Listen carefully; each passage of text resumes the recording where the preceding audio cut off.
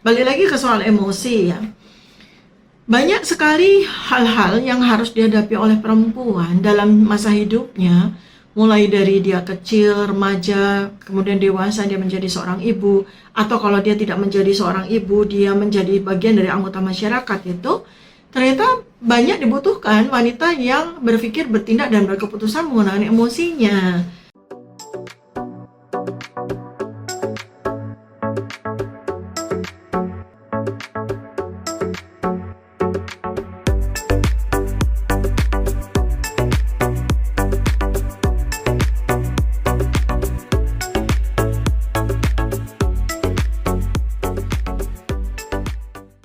Nah, artinya apa? Kalau dari sisi soal daster, itu kajiannya adalah, ya daster apapun itu, sepanjang menjadi kesepakatan, boleh ya sepakat, suami nggak keberatan, anak-anak nggak keberatan, silakan Anda pakai daster. Tapi ingat bahwa kalau seandainya daster itu mau dipakai di luar, ya jaga baik-baik, jangan terus keluar begitu aja, ya tetap Anda menggunakan busana yang baik.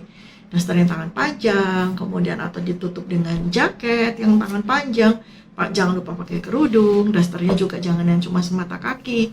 Kalau dasternya semata kaki, Anda buru-buru mau beli bawang, ya pakai aja celana panjang untuk menutupi ya, sehingga tetap Anda kaki Anda tidak terekspos, kayak gitu. Kan mudah toh, nggak susah kan begitu ya. Lalu kalau misalnya di rumah, seandainya Anda senang menggunakan daster, ya sampaikan kepada suami di rumah, saya senang pakai daster di rumah, boleh apa enggak ya. Lalu suami ya pasti maunya kan juga tetap jaga keindahannya. Jadi pakai daster yang baik, jangan yang robek-robek ya. Kalau robek nanti kalau ketak kelihatan sampai ketiaknya kelihatan sampai beranya kelihatan, kan nanti kasihan anak-anak yang lihat ya.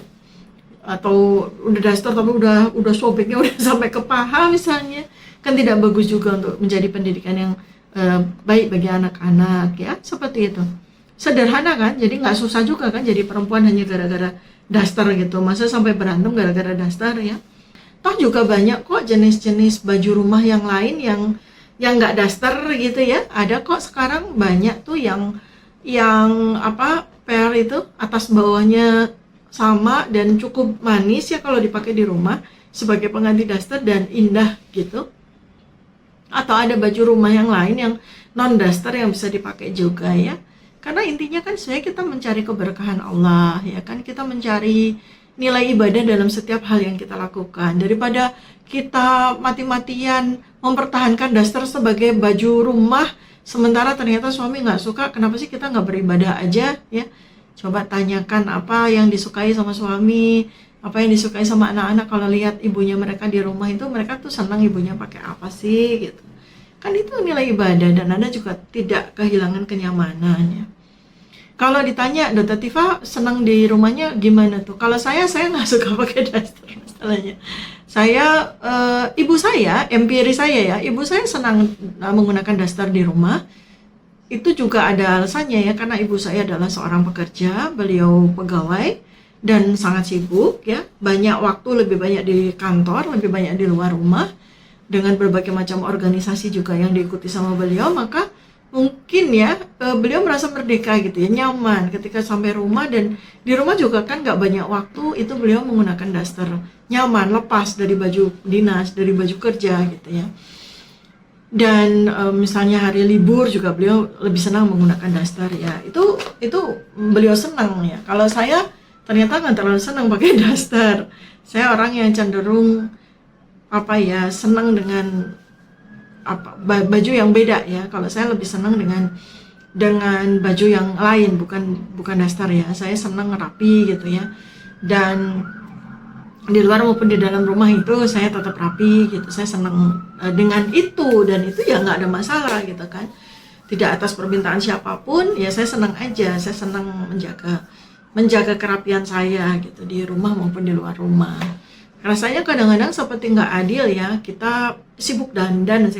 Saya sendiri gitu kan selalu menjaga tetap kelihatan cantik, tetap kelihatan indah buat orang lain. Masa yang buat yang di rumah saya nggak dandan, saya nggak cantik gitu.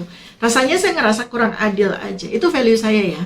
Itu value saya. Jadi selama ini memang betul ya, ada statement kalau nggak salah dari Mas Denny Sumargo tuh di narasi itu, beliau katakan bahwa perempuan itu kalau dandan tuh sebenarnya buat dirinya sendiri kok, bukan buat orang lain ya. Betul ya. Itu ada aspek yang saya benarkan sebagai perempuan ya.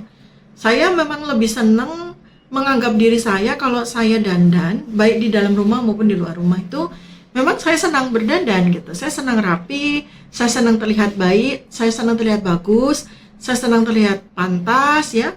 Dan itu saya terapkan, value itu saya terapkan baik di luar rumah maupun di dalam rumah. Sehingga kalau di rumah ya saya nggak sembarangan, selalu tetap charming gitu. Dan yang kedua adalah aspek ibadah ya, saya ingin berbakti kepada yang di rumah ya. Masa cantiknya cuman kelihatan orang lain, sementara yang di rumah dapatnya yang amburadul.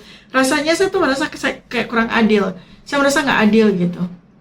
Kan kita juga bertemu dengan orang-orang yang kita sayangi di rumah ya, keluarga kita itu kan cuma sebentar. Masa yang sebentar kita kasih penampilan yang amburadul, sementara penampilan yang excellent kita berikan lebih banyak kepada orang lain ya. Itu aspek empiri saya, aspek akal saya itu ada di situ ya. Ya, kalau Anda setuju silahkan, kalau Anda nggak setuju nggak apa-apa ya. Kita memang intinya ya saya ingin memberikan kepada Anda perspektif yang berbeda tentang bagaimana seorang wanita, saya sebagai wanita itu memilih untuk berbusana yang sebaiknya sesuai dengan wahyu ya, sesuai dengan keimanan saya, sesuai dengan akal saya, dan sesuai dengan empiri saya terkait dengan bagaimana saya berbusana di luar rumah maupun di dalam rumah. Diskusi berikutnya dalam panel tersebut ya, susahnya jadi perempuan yang dipandu sama Mbak Nana itu di narasi ya, di acaranya beliau ya, Anda bisa lihat di YouTube-nya ya. Itu terkait dengan wanita dan emosi.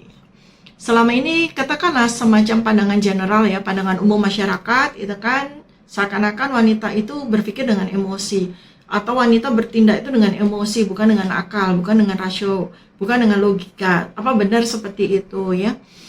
Sebagian laki-laki mengatakan seperti itu. Jadi kalau laki-laki itu lebih banyak berpikir dengan rasionya dia, dengan logikanya dia gitu. Itu apakah benar? Dan wanita lebih banyak menggunakan driving dia untuk melakukan apapun ya, untuk memutuskan apapun itu dengan emosi ya. Kalau melihat dari bagaimana struktur otak wanita bekerja, betul ya, artinya betul, dan itu tidak salah gitu loh. Itu tidak sesuatu yang negatif ya. Wanita lebih banyak berpikir dan kemudian melakukan tindakan, berkeputusan dan berkesimpulan itu dengan emosi, itu tidak selalu salah, dan bahkan dalam banyak hal itu menguntungkan. Kalau laki-laki lebih banyak berpikir, bertindak itu menggunakan logika, menggunakan rasionalitas dia, itu juga tidak selalu benar gitu ya, tidak selalu tepat, bukan benar, tidak selalu tepat. Wanita, kalau kita lihat ini tepat dan tidak tepat ya, bukan benar salah ya. Tepat dan tidak tepat, bukan benar dan salah ya. Jadi wanita, stigmanya ya, generalisasinya itu kalau dia bertindak, dia berpikir ya, dia melakukan segala sesuatu atau dia berkesimpulan itu lebih banyak menggunakan emosi ya. Tidak selalu tidak tepat. Tidak selalu tidak tepat.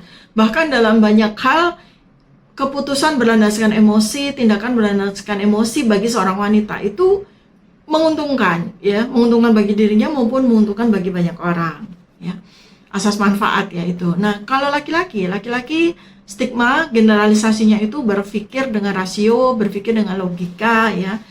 Tidak selalu tepat ya, juga tidak selalu tidak tepat. Artinya sebagian atau mungkin sebagian atau sebagian besar barangkali ya membawa manfaat, sebagiannya lagi mungkin ketidaktepatan itu juga tidak membawa manfaat gitu ya. Jadi ini persoalan bagaimana struktur otak itu bekerja antara perempuan dan laki-laki itu memang berbeda ya.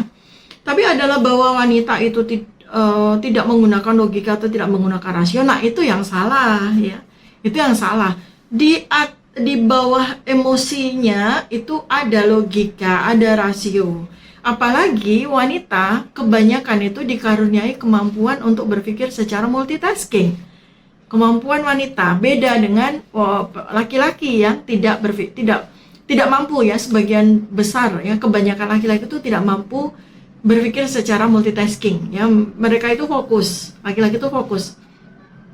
Ada laki-laki yang multitasker, ada otaknya berpikir secara multitasker, ada, tapi sebagian kecil, sebagian besar adalah dia fokus pada satu hal gitu ya, pada satu waktu. Itu menguntungkan juga merugikan. Jadi ya makanya wanita dan laki-laki dan perempuan itu kan diciptakan berpasangan ya, karena untuk melengkapi satu sama lain. Nah, balik lagi ke soal emosi ya. Banyak sekali hal-hal yang harus dihadapi oleh perempuan dalam masa hidupnya, mulai dari dia kecil, remaja, kemudian dewasa dia menjadi seorang ibu, atau kalau dia tidak menjadi seorang ibu, dia menjadi bagian dari anggota masyarakat itu. Ternyata banyak dibutuhkan wanita yang berpikir, bertindak, dan berkeputusan menggunakan emosinya. Karena dengan dia berpikir dengan menggunakan emosinya, banyak hal-hal yang tidak terfikirkan oleh laki-laki gitu ya. Tidak terfikirkan oleh laki-laki tapi mampu difikirkan oleh wanita karena menggunakan emosinya. Tapi jangan salah, emosi itu tidak kemudian menafikan atau menihilkan rasio dan logika dari perempuan ya.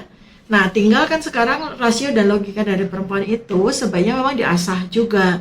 Jadi dari sejak kecil pun ya, itu nurturing, parenting dari orang tua, dan lebih dari itu adalah contoh dari orang tua dalam hal ini oleh ibunya, bahwa di atas dari emosi ya, lebih dari itu maka perempuan juga sebaiknya terampil menggunakan rasio dan logikanya ya, sehingga dan dengan kemampuan multitasking maka lengkaplah sudah perempuan ya, emosinya juga kecerdasan emosinya bagus, logika rasionya bagus ya, rasionalitasnya bagus ya, dan dia multitasking. Wah, itu udah menjadi makhluk tak terkalahkan itu kan. Nah, kalau di sisi yang laki-laki ya, emosinya tidak diasah ya. Kalau emosinya tidak diasah maka dia hanya menggunakan rasio, menggunakan logikanya saja ya, miskin emosi dalam bertindak, dalam berkeputusan gitu.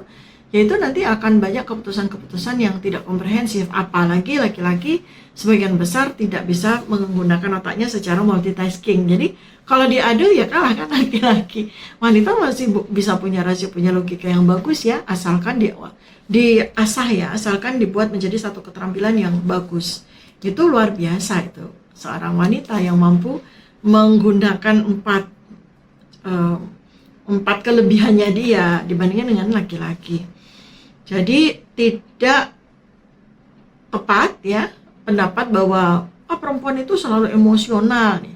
Ini masalahnya kan karena nurturingnya, karena pengasuhan, pola pengasuhan, mungkin contoh teladan yang diberikan oleh keluarganya di masa lalu itu tidak cukup ya memberikan satu keterampilan bagaimana berpikir dengan menggunakan rasio dan logika pada perempuan, sehingga banyak perempuan yang memang menggunakan emosinya aja nih untuk bertindak, untuk berkeputusan. Nah, ini memang yang menjadi underline, yang menjadi catatan penting adalah bagaimana seorang wanita itu juga diajarkan, dididik ya, untuk baik dalam menggunakan rasio dan logikanya dalam melakukan berbagai macam tindakan dan keputusan. Alangkah luar biasanya wanita yang mampu sampai di level demikian.